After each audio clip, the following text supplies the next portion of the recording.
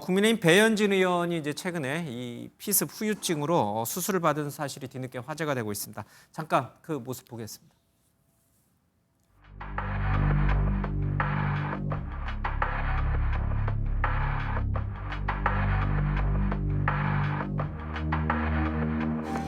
네, 오늘 행사가 8일 만이잖아요. 네. 8일 동안 좀 충분히 회복을 하신 거예요? 저 아직 말끔하진 않아요.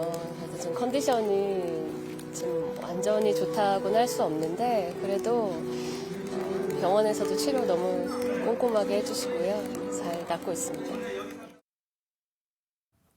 머리를 맞았죠, 당시에? 맞습니다. 근데 이게 최근에 머리와 관련된 그러면 수술을 받은 건가요? 맞습니다. 저 사건 이후에 이명과 어지럼증을 호소를 했는데 병원에서 별다른 원인을 찾지 못했대요. 대학병원에서 정밀 검사를 받았더니 뇌 안쪽 뼈 일부가 파손됐다. 이제 이런 진단을 받았고 이걸 치료하기 위해서 머리 뼈를 여는 수술, 개도술을 이달 초에 받고서 지금은 자택에서 회복하고 있는 것으로 전해지고 있습니다. 이제 뭐 당시에도 상당히 좀 끔찍했고 또 이 당시에 이재명 지금 이제 대통령에 대한 테러도 좀 있었고 그래서 되게 충격적이었던 사건들이었어요, 그렇죠? 그렇죠. 예. 또 가장 충격적이었던 지점은요. 가해자, 그러니까 피고인이 중학생이었습니다.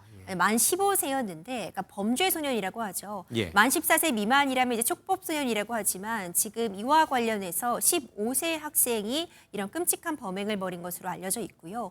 1심 선고가 되었습니다. 징역 1년에 집행유예 2년을 선고받았는데 예. 심신 미약 부분은 인정이 됐습니다. 그러니까 심신 상실을 주장했었지만 지금 이 범행의 과정을 보자면 배현진 의원이 방문하고 있는 이 미용실 주변을 배회하는 모습 그리고 배현진 의원이 맞냐고 이 본인을 확인하는 모습을 보자면 예. 완전히 변별력이 없는 상태, 심신 상실로는 볼 수 없다는 것이 재판부의 판단이었고요. 이런 정황들이 가미가 되어서 1심에서는 징역 1년의 집행유예 2년이 선고된 상황입니다. 이제 당시에 이제 만 14세 뭐 법적으로는 미성년 민법상으로는 이제 아니지만 이게 다시 굉장히 저희들 혼란스러웠어요, 그렇죠?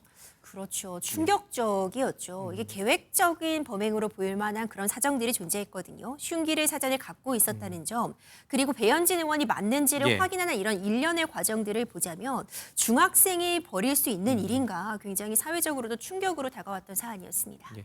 뭐 외국도 그렇지만 우리나라도 이제 정치인들에 대한 어떤 테러 행위가 비일비재한 것 같아요. 자주 있어요. 맞습니다. 대표적으로는 이재명 대통령이 대표 시절에 가덕도 신공항 부지를 찾았을 때 흉기 피습을 당했잖아요. 이때 한 60대 남성이 지지자로 이렇게 위장을 해서 사인을 요청하면서 접근을 했고 흉기를 휘두르면서 결국 이 대표가 목에 자상을 입기도 했습니다.